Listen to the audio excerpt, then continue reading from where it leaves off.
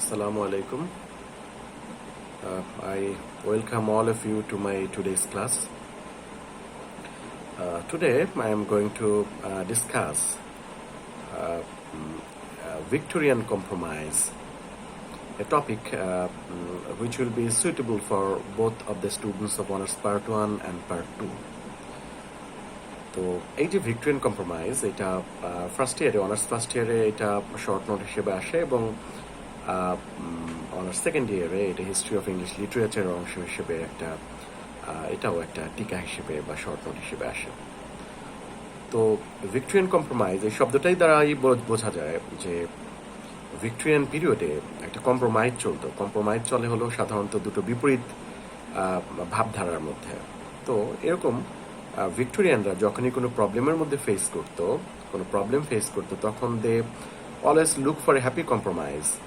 The Victorians always look for a happy compromise when they are faced with troubles and crisis.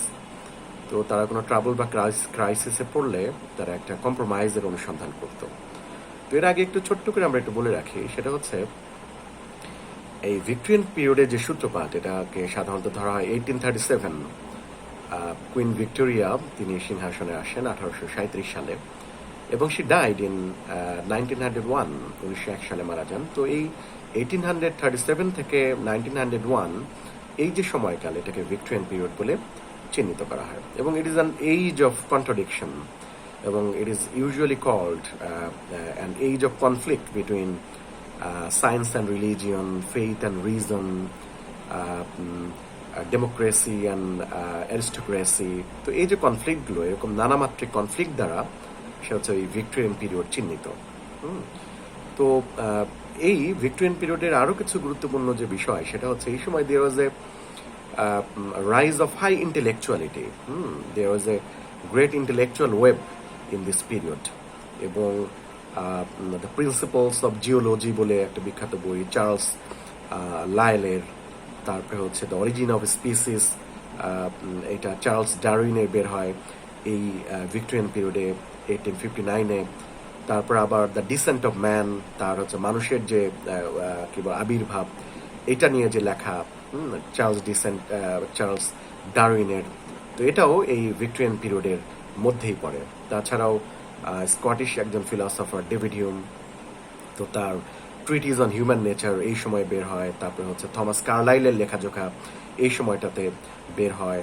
তো সব মিলিয়ে একটা তোলপাড় যেন বুদ্ধিভিত্তিক জগতে এই ভিক্টোরিয়ান পিরিয়ডে ঘটে। তারপরে কার্ল মার্কসের সেটা হচ্ছে জার্মানিতে বের হয়ে গেছে হচ্ছে কমিউনিস্ট ম্যানিফেস্টো।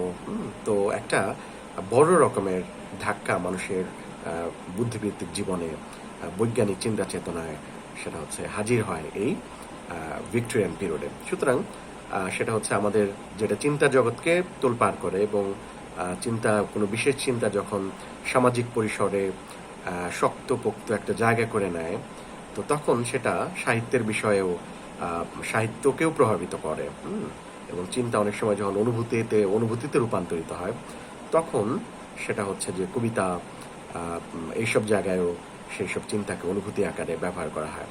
তো এটা হচ্ছে ছোট করে সেটা হচ্ছে ভিক্টোরিয়ান পিরিয়ডের একটু ইন্টেলেকচুয়াল যে কনটেক্সট, সেটা আমরা একটু বললাম। তো আমরা আগেই বলেছি যে Victorian period is marked by several contradictions. Victorian পিরিয়ডকে অনেকগুলো কন্ট্রাডিকশন দ্বারা চিহ্নিত করা যায়। যেমন আমরা কমপক্ষে 4টা কন্ট্রাডিকশন বা কনফ্লিক্ট আমরা এই ভিক্টোরিয়ান পিরিয়ডে দেখব, এবং কিভাবে, এবং এই কন্ট্রাডিকশনগুলোকে সবসময় কম্প্রোমাইজ করা হতো। এই কন্ট্রাডিকশনগুলোর মধ্যে কম্প্রোমাইজ ভিক্টোরিয়ান রাইটাররা, ভিক্টোরিয়ান পিপুলরা করার চেষ্টা করতেন।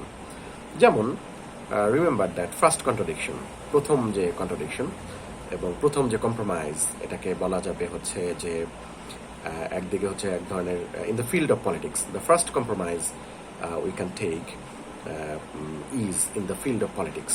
তো ওই সময়টাতে সেটা হচ্ছে একদিকে হচ্ছে ডেমোক্রেসি এবং আরেকদিকে হচ্ছে অ্যারিস্টোক্রেসি।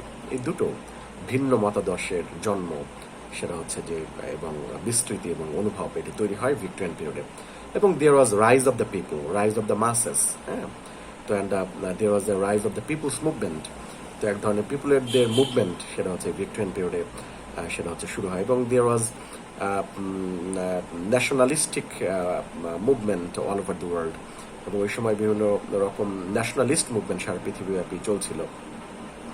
তো আবার সেটা হচ্ছে ইংল্যান্ডে অ্যারিস্টোক্রেসির পক্ষেও মত ছিল, অভিজাততন্ত্র, রাজা রানীদের শাসন। তো একদিকে the conflict between democracy and aristocracy, এই কনফ্লিক্টের মধ্যে পিপল অফেন ডিফেন্ডেড অ্যারিস্টোক্রেসি, লোকজন কিন্তু এই যে রাজতন্ত্র বা অভিজাততন্ত্র এটাকে টিকিয়ে রাখতে চাইতো।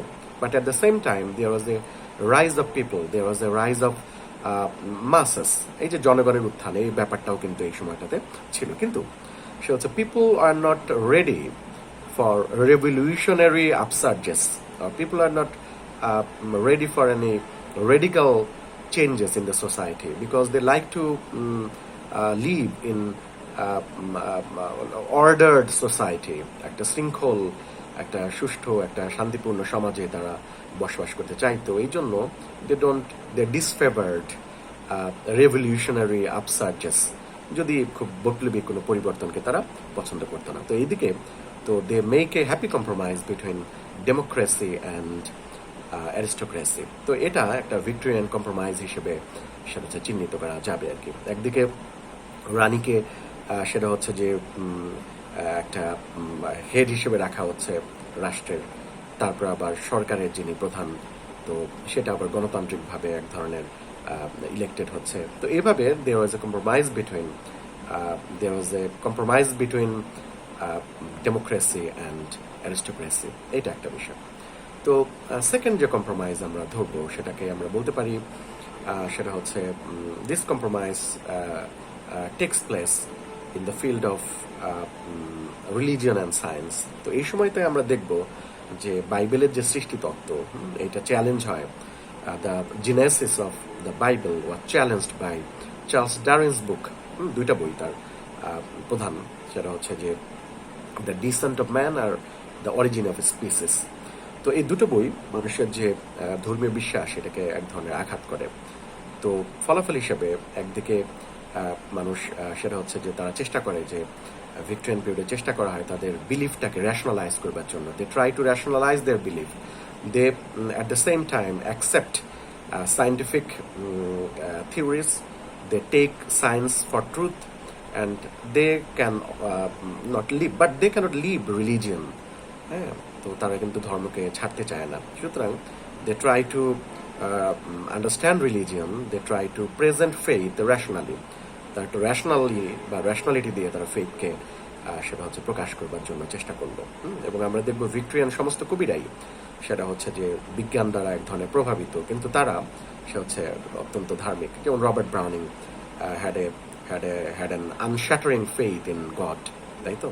তারপর আবার হচ্ছে যে আমরা বলতে পারবো এই যে ম্যাথু আর্নল্ড, তাই তো, he was an intellectual and he was a very good poet too.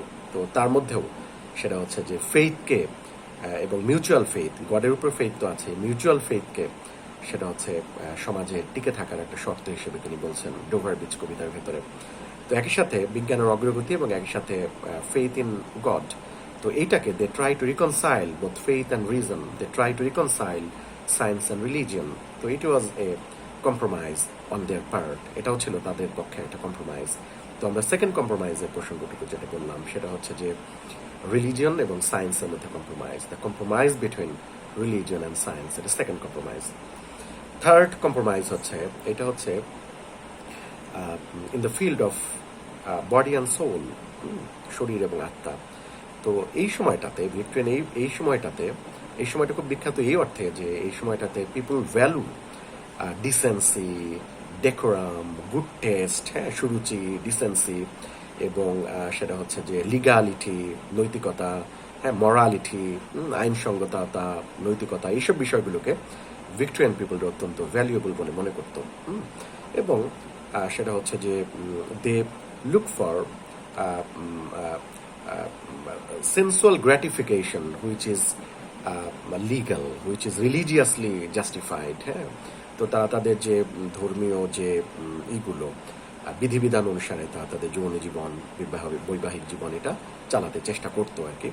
তো তারা এই যে আনব্রাইডেলড সেক্স, আনব্রাইডেলড সেন্সুয়ালিটি, এটার বিপক্ষে থাকতো এবং তারা অথরাইজড এক ধরনের মানে ম্যারিটাল লাইফ তারা লিড করবার জন্য চাইতো। তো আমরা দেখবো যে টেনিসনের একটা কবিতা আছে, লেডি অফ শ্যালট নাম কবিতাটার।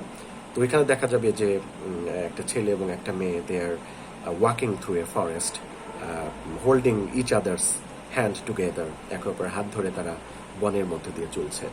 তো একটু পরেই সেটা হচ্ছে টেনিসনকে কিন্তু আবার বলে দিতে হলো যে দে আর লেটলি ওয়েডেড, তারা কিন্তু দে আর নিউলি ওয়েডেড, তারা সদ্য বিবাহিত। তাহলে এই যে সেটা হচ্ছে যে সদ্য বিবাহিত না হলে হাত ধরা যাবে না। তো এই যে হাই সেটা হচ্ছে যে মরালিটি, এই সেন্সটুকু তাদের ভিতরে ছিল, এবং তারা হচ্ছে যে they prefer to enjoy marital bliss in legal way. তো এই যে লিগাল ওয়ে তারা হচ্ছে ম্যারিটাল ব্লিজ, এই যে বৈবাহিক যে আনন্দ, সেক্সুয়াল যে প্লেজার, এটা তারা অর্জন করতে চাইতো। তো এইটা হচ্ছে থার্ড কনফ্লিক্ট আমরা বলতে পারি। তো এটা হচ্ছে থার্ড কনফ্লিক্ট, বডি এবং soul in the field of sexuality. তো এটা থার্ড কনফ্লিক্ট। ফোর্থ কনফ্লিক্ট হিসেবে আমরা আনতে পারি সেটা হচ্ছে romanticism and realism, the conflict between romanticism and realism. হ্যাঁ, আমরা বিশ্বতে এটা নভেলের মধ্যে দেখবো, কবিতার ভিতরে দেখবো যে কবিতা রোমান্টিক যে আইডিয়ালস, প্রকৃতির যে বর্ণনা, এটাকে ছাড়তে পারছে না। আবার যে বাস্তবতা, তীব্র বাস্তবতা, সেই প্রসঙ্গটুকু সেটা হচ্ছে কাব্যের ভেতরে, উপন্যাসের ভেতরে এখানে হাজির হচ্ছে। তো আমরা প্রকৃতির অসাধারণ বর্ণনা দেখতে পাবো সেটা হচ্ছে ম্যাথরনাডের দ্য স্কলার জিপসি কবিতার ভেতরে, থায়ারসিস কবিতার ভেতরে। তো আবার সেটা হচ্ছে থমাস হার্ডির উপন্যাসের ভেতরে, দ্য মেয়ার অফ ক্যাস্ট্রোব্রিজ। তো এটার ভেতরে তারপরে হচ্ছে তো এই যে তার যে ইগুলো আছে উপন্যাস এবং কবিতা, এখানে আমরা প্রকৃতি এবং বাস্তববাদ এটার এক ধরনের মিলন, কম্প্রোমাইজ আমরা দেখতে পাবো।